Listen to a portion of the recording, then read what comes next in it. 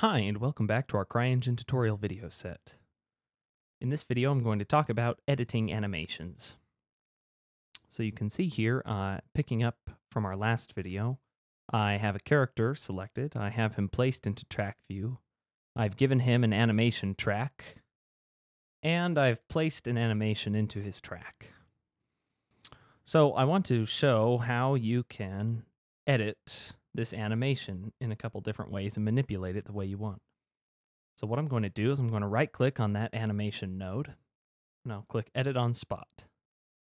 And the options we have under here are we can choose which animation we want for him. We can loop the animation.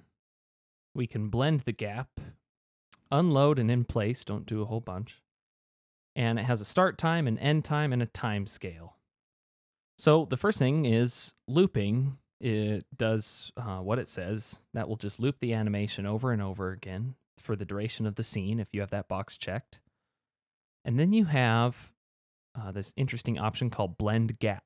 And Blend Gap is really helpful if you have multiple animations you want your character to do.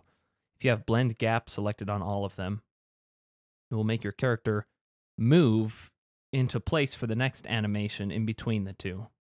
So that's kind of fun to play with.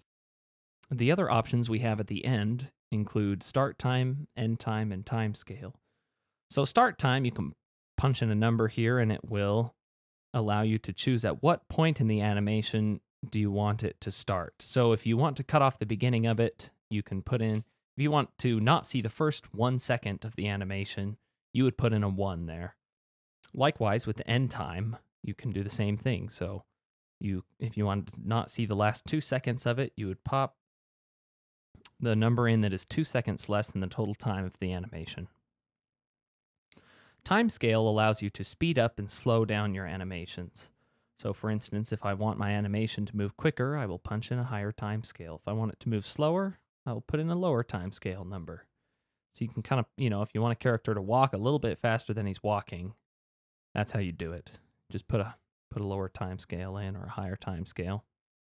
So the last way that you can edit these animations that might be a little bit more intuitive, if I exit out of that right-click menu, and I'm just looking in my track view, you see if I hover over my animation that I have selected, it will give me this interesting little scroll bar looking thing with 2 lines and arrows pointing either way. If I click and drag that on the end of it, you can see that I'm visually shortening the animation. And this does the same thing as the end time, but it's a good visual way to see it.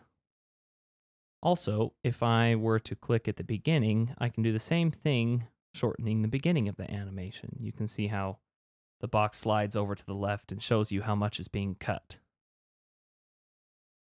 And if I'm to place my track view cursor before or after the animation, I can actually see exactly what point my actor is at before and after the animation happens, so I know exactly how much to cut.